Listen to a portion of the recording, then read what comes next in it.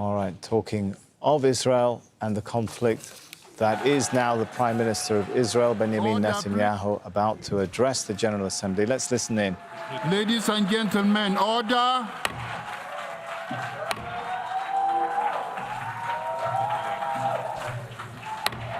Order, please. What we're seeing, ladies and gentlemen, a lot of people walking out of the General Assembly, and the moment in which Benjamin Netanyahu walked in to address to give his address, perhaps a sign, a bit of taking of the temperature as to how that session of the world body feels about his presence right now. Mr. President, ladies and gentlemen, I didn't intend to come here this year. My country is at war, fighting for its life. But after I heard the lies and slanders leveled at my country by many of the speakers at this podium, I decided to come here and set the record straight.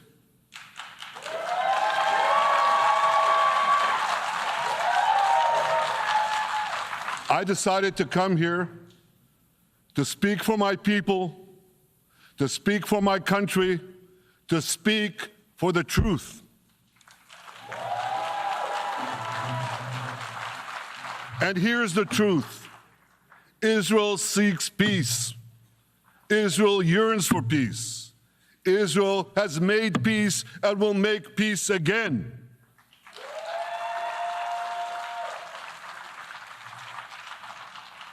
Yet we face savage enemies who seek our annihilation, and we must defend ourselves against these savage murderers. Our enemies seek not only to destroy us, they seek to destroy our common civilization and return all of us to a dark age of tyranny and terror. When I spoke here last year, I said we faced the same timeless choice that Moses put before the people of Israel thousands of years ago. As we were about to enter the Promised Land, Moses told us that our actions will determine whether we bequeath to future generations a blessing or a curse. And that is the choice we face today. The curse of Iran's unremitting aggression, or the blessing of a historic reconciliation between Arab and Jew. In the days that followed that speech, the blessing I spoke of came into sharper focus. A normalization deal between Saudi Arabia and Israel seemed closer than ever. But then came the curse of October 7th. Thousands of Iranian-backed Hamas terrorists from Gaza burst into Israel in pickup trucks, on motorcycles, and they committed unimaginable atrocities. They savagely murdered 1,200 people. They raped and mutilated women. They beheaded men. They burned babies alive. They burnt entire families alive, babies, children, parents, grandparents, in scenes reminiscent of the Nazi Holocaust. Hamas kidnapped 251 people from dozens of different countries, dragging them into the dungeons of Gaza.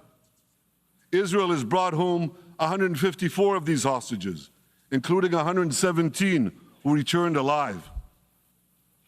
I want to assure you, we will not rest until the remaining hostages are brought home too. And some of their family members are here with us today. I ask you to stand up.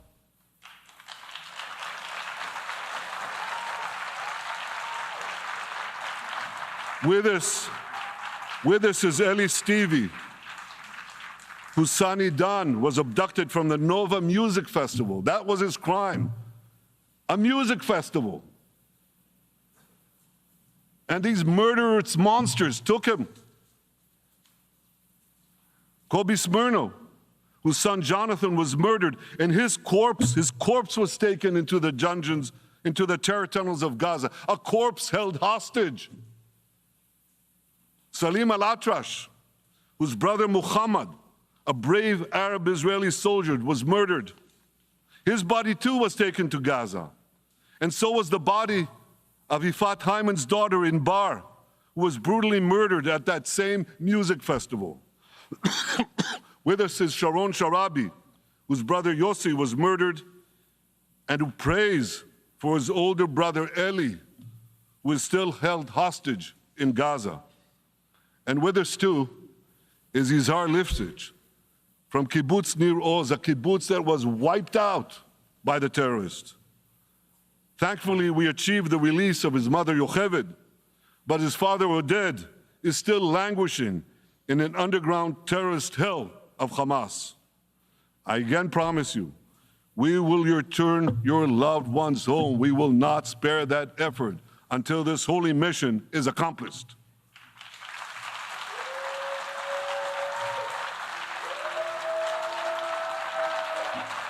Ladies and gentlemen, the curse of October 7th began when Hamas invaded Israel from Gaza, but it didn't end there. Israel was soon forced to defend itself on 6 more war fronts organized by Iran. On October 8th, Hezbollah attacked us from Lebanon. Since then, they fired over 8,000 rockets at our towns and cities, at our civilians, at our children. 2 weeks later, the Iran-backed Houthis in Yemen launched drones and missiles at Israel, the first of 250 such attacks, including one yesterday aimed at Tel Aviv. Iran's Shiite militias in Syria and Iraq have targeted Israel dozens of times over the past year as well. Fueled by Iran, Palestinian terrorists in Judea and Samaria perpetrated scores of attacks there and throughout Israel. And last April, for the first time ever, Iran directly attacked Israel from its own territory, firing 300 drones, cruise missiles, and ballistic missiles at us. I have a message for the tyrants of Tehran. If you strike us, we will strike you. There is no place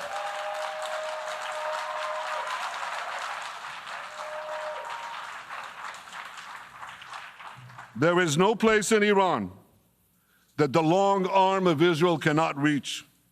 And that's true of the entire Middle East. Far from being lambs led to the slaughter, Israel's soldiers have fought back with incredible courage and with heroic sacrifice. And I have another message for this assembly and for the world outside this hall. We are winning.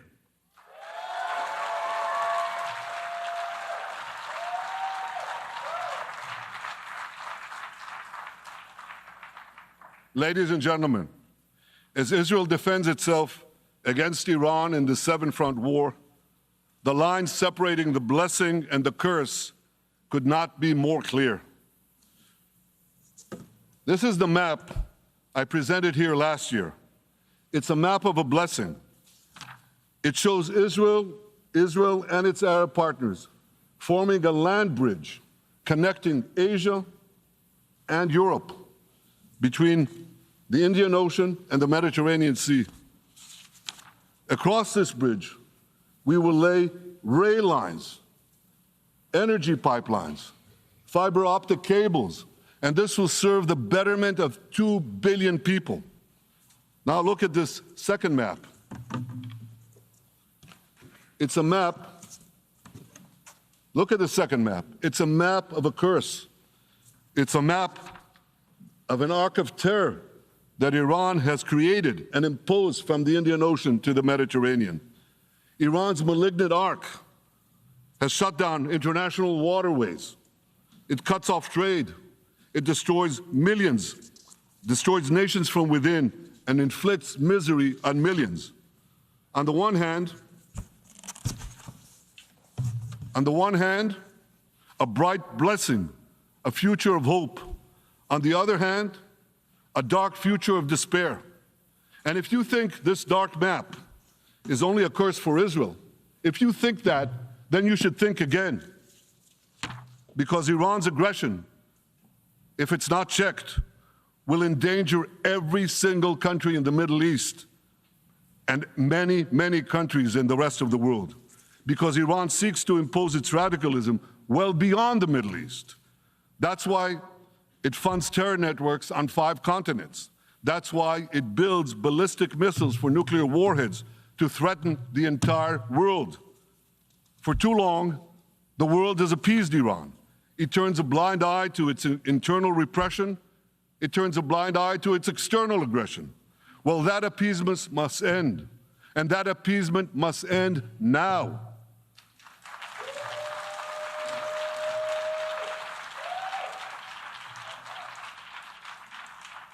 Nations of the world should support the brave people of Iran who want to rid themselves of this evil regime. Responsible governments should not only support Israel in rolling back Iran's aggression, they should join Israel. They should join Israel in stopping Iran's nuclear weapons program. In this body, in the Security Council, we're going to have a deliberation in a few months. And I call on the Security Council to snap back UN Security Council sanctions against Iran, because we must all do everything in our power to ensure that Iran never gets nuclear weapons.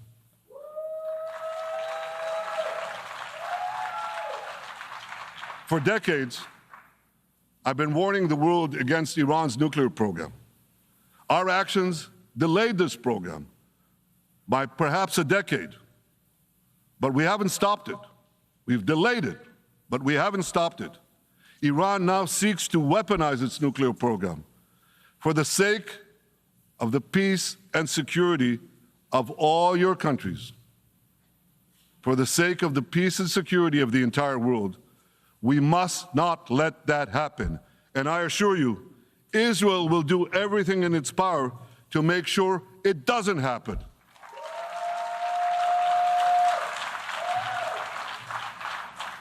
So, ladies and gentlemen, the question before us is simple.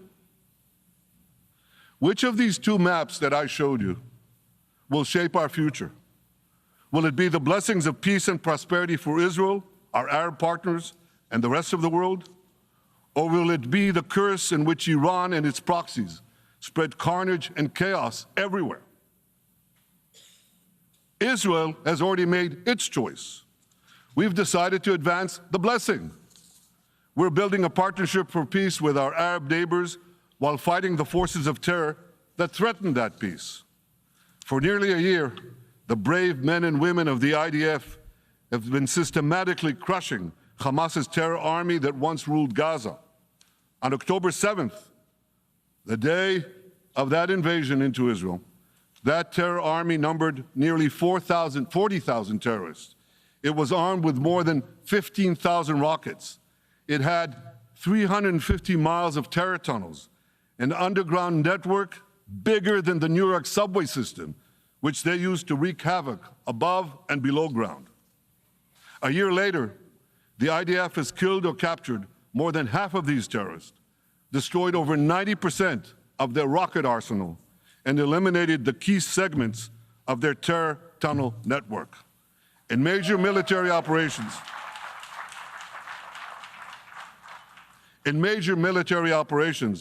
we destroyed nearly all of Hamas's terror battalions, 23 out of 24 battalions.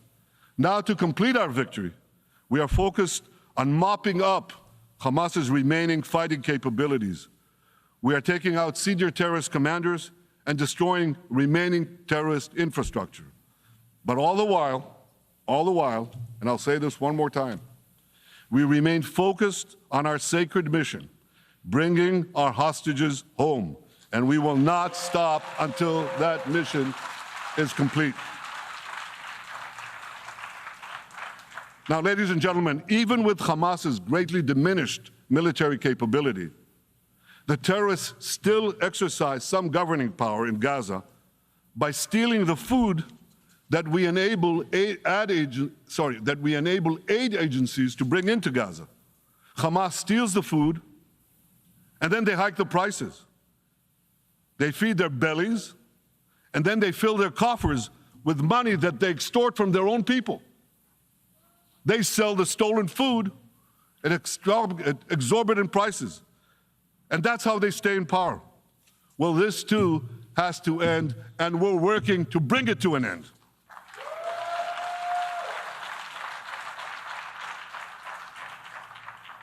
And the reason is simple.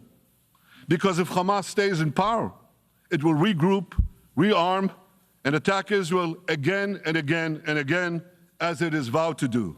So Hamas has got to go.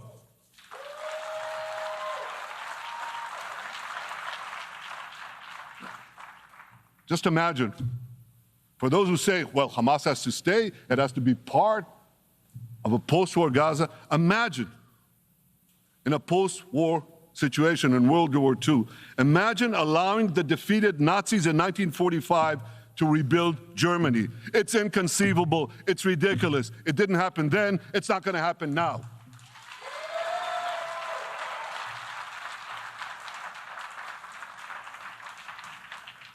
This is why Israel will reject any role for Hamas in a post-war Gaza. We don't seek to resettle Gaza. What we seek is a demilitarized and de-radicalized Gaza. Only then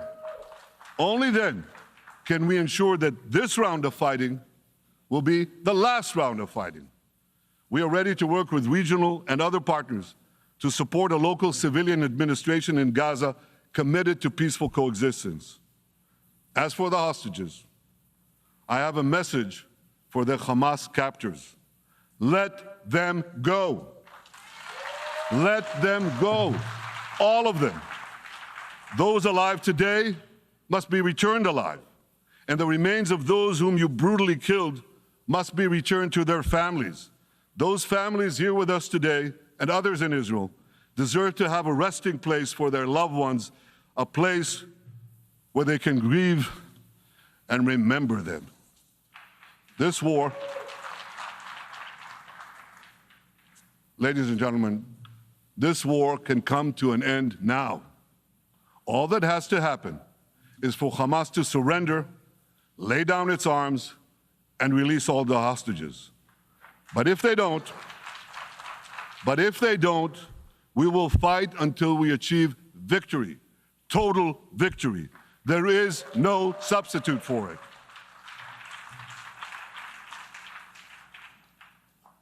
Israel must also defeat Hezbollah in Lebanon. Hezbollah is the quintessential terror organization in the world today. It has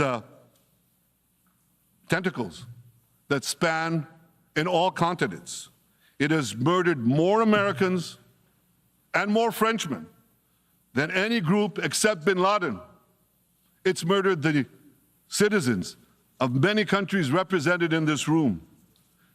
And it has attacked Israel viciously over the last 20 years, in the last year, completely unprovoked. A day after the Hamas massacre, on October 7th, Hezbollah began attacks against Israel, which forced more than 60,000 Israelis on our northern border to leave their homes, becoming refugees in their own land.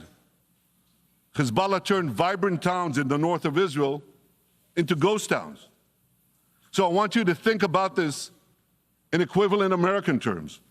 Just imagine if terrorists turned El Paso and San Diego into ghost towns.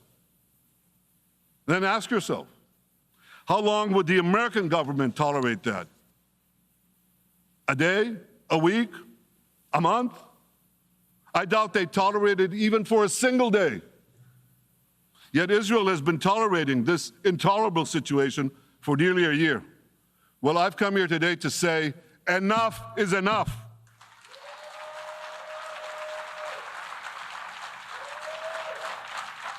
We won't rest until our citizens can return safely to their homes.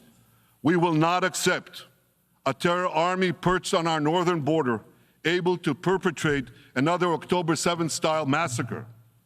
For 18 years, Hezbollah brazenly refused to implement UN Security Council Resolution 1701, which requires it to move its forces away from our borders. Instead, Hezbollah moved right up to our border. They secretly dug terror tunnels to infiltrate our communities and indiscriminately fired thousands of rockets into our towns and villages. They fire these rockets and missiles not from military sites, not from that. They do that too. But they fire those rockets and missiles after they place them in schools, in hospitals, in apartment buildings, and in the private homes of the citizens of Lebanon. They endanger their own people. They put a missile in every kitchen, a rocket in every garage. I said to the people of Lebanon this week, get out of the death trap that Hezbollah has put you in. Don't let Nasrallah drag Lebanon into the abyss. We're not at war with you. We're at war with Hezbollah, which has hijacked your country and threatens to destroy ours. As long as Hezbollah chooses the path of war, Israel has no choice, and Israel has every right to remove this threat and return our citizens to their homes safely. And that's exactly what we're doing.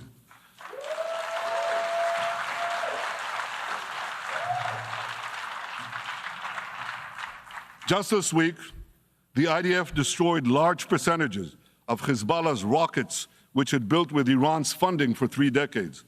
We took out senior military commanders who not only shed Israeli blood, but American and French blood as well. And then we took out their replacements, and then the replacements of their replacements. And we'll continue degrading Hezbollah until all our objectives are met.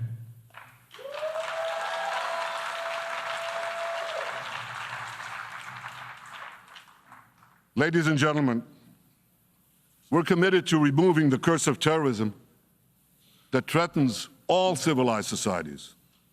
But to truly realize the blessing of a new Middle East, we must continue the path we paved with the Abraham Accords 4 years ago. Above all, this means achieving a historic peace agreement between Israel and Saudi Arabia.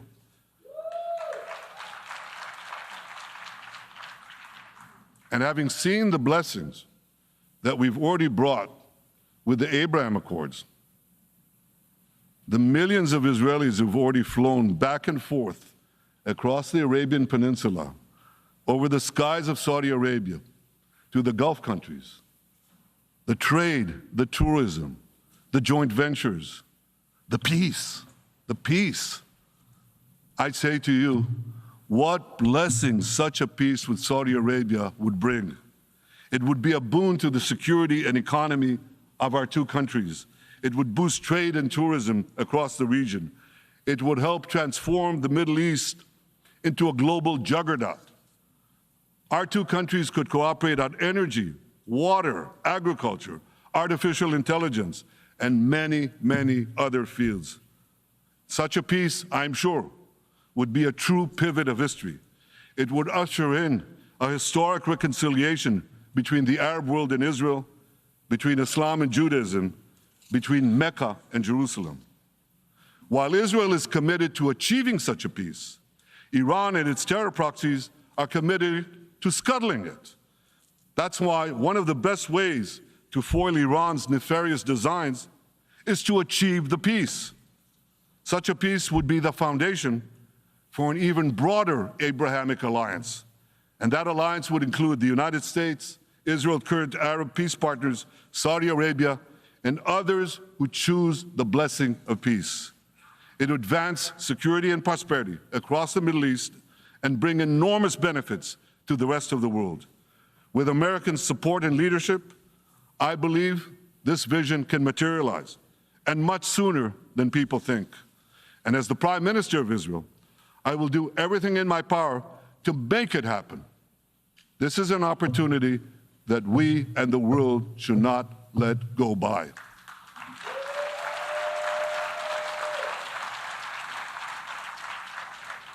Ladies and gentlemen, Israel has made its choice. We seek to move forward to a bright age of prosperity and peace. Iran and its proxies have also made their choice. They want to move back to a dark age of terror and war. And now I have a question. And I pose that question to you. What choice will you make? Will your nation stand with Israel? Will you stand with democracy and peace? Or will you stand with Iran, a brutal dictatorship that subjugates its own people, exports terrorism across the globe? In this battle between good and evil, there must be no equivocation. When you stand with Israel, you stand for your own values and your own interests.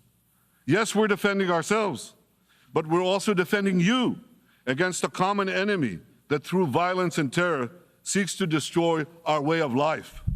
So there should be no confusion about this. But unfortunately, there is a lot of it in many countries and in this very hall, as I've just heard. Good is portrayed as evil, and evil is portrayed as good. We see this moral confusion when Israel is falsely accused of genocide, when we defend ourselves against enemies who try to commit genocide against us. We see this too when Israel is absurdly accused by the ICC prosecutor of deliberately starving Palestinians in Gaza. What an absurdity. We helped bring in 700,000 tons of food into Gaza. That's more than 3,000 calories a day for every man, woman, and child in Gaza. We see this moral confusion when Israel is falsely accused of deliberately targeting civilians. We don't want to see a single person, a single innocent person die. That's always a tragedy. And that's why we do so much to minimize civilian casualties, even as our enemies use civilians as human shields. And no army has done what Israel is doing to minimize civilian casualties. We drop flyers, we send text messages, we make phone calls by the millions to ensure that Palestinian civilians get out of harm's way. We spare no effort in this noble pursuit. We see yet another profound moral confusion when self-described progressives march against the democracy of Israel. Don't they realize they support the Iranian-backed goons in Tehran and in Gaza, the goons who gun down protesters, murder women for not covering their hair, and hang gays in public squares, some progressives? According to the US Director of National Intelligence, Iran funds and fuels many of the protesters against Israel. Who knows, maybe some of the protesters, or even many of the protesters outside this building now. Ladies and gentlemen, King Solomon, who reigned in our eternal capital, Jerusalem, 3,000 years ago, proclaimed something that is familiar to all of you. He said, "There is nothing new under the sun." Well, in an age of space travel, quantum physics, and artificial intelligence, some would argue that's a debatable statement. But one thing is undeniable. There is definitely nothing new at the United Nations.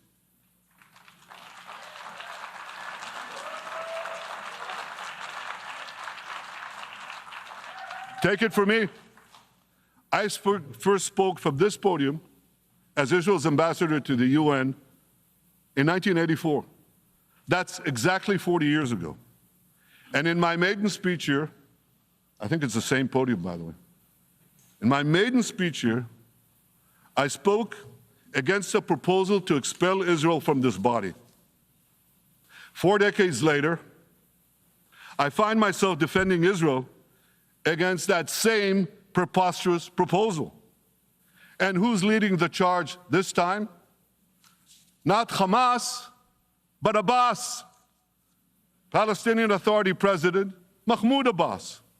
This is the man who claims he wants peace with Israel. Yet he still refuses to condemn the horrific massacre of October 7th. He's still paying hundreds of millions to terrorists who murder Israelis and Americans. It's called pay for slay. The more you murder, the more you get paid. And he still wages unremitting diplomatic warfare against Israel's right to exist and against Israel's right to defend itself. And by the way, they amount to the same thing. Because if you can't defend yourself, you can't exist. Not in our neighborhood, certainly, and maybe not in yours. Standing in this podium 40 years ago, I told the sponsors of that outrageous resolution to expel Israel, gentlemen, check your fanaticism at the door. Today, I tell President Abbas and all of you who would shamefully support that resolution, check your fanaticism at the door. The singling out of the one and only Jewish state continues to be a moral stain on the United Nations. It has made this once respected institution contemptible in the eyes of decent people everywhere. But for the Palestinians, this UN House of Darkness is home court. They know that in this swamp of anti-Semitic bile, there's an automatic majority willing to demonize the Jewish state on anything. In this anti-Israel flat earth society, any false charge, any outlandish allegation can muster a majority. In the last decade, there have been more resolutions passed against Israel in this hall at the UN General Assembly than against the entire world combined. Actually, more than twice as many. Since 2014, this body condemned Israel 174 times. It condemned all the other countries in the world 73 times. That's more than 100 extra condemnations for the Jewish state. What hypocrisy, what a double standard, what a joke. So the UN's hostility.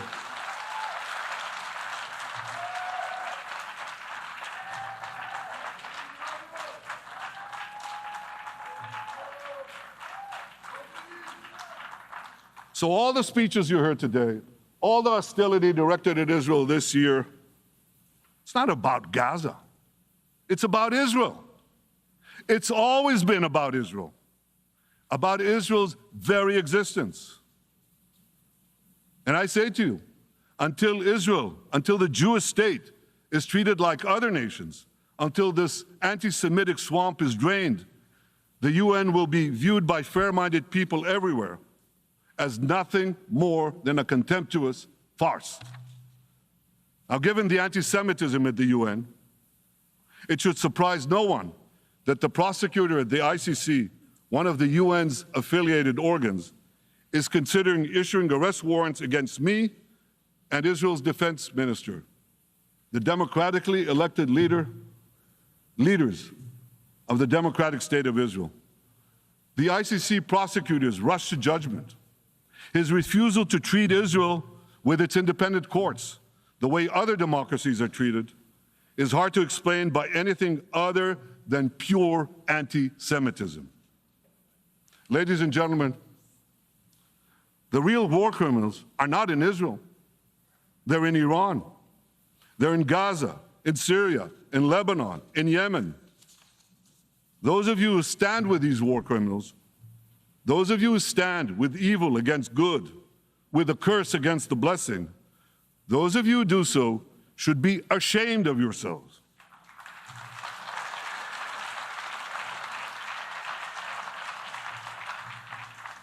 But I have a message for you. Israel will win this battle. We'll win this battle because we don't have a choice. After generations in which our people were slaughtered, remorselessly butchered, and no one raised a finger in our defense, we now have a state. We now have a brave army, an army of incomparable courage, and we are defending ourselves. As the book of Samuel says in the Bible, Netzach Yisrael lo yishaker. The eternity of Israel will not falter.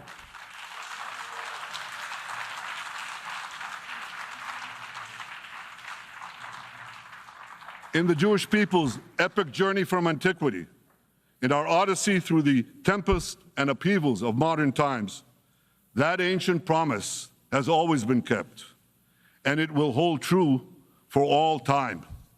To borrow a great poet's phrase, Israel will not go gently into that good night. We will never need to rage against the dying of the light, because the torch of Israel will forever shine bright.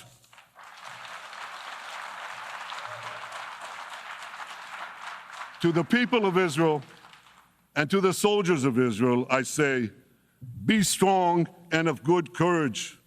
חזקו ואמצו ואל תיראו מפניהם, כי אדוני אלוהיך הוא ההולך עמך, לא ירפך ולא יעזבך. Am Yisrael Chai, the people of Israel live now, tomorrow, forever. Thank you.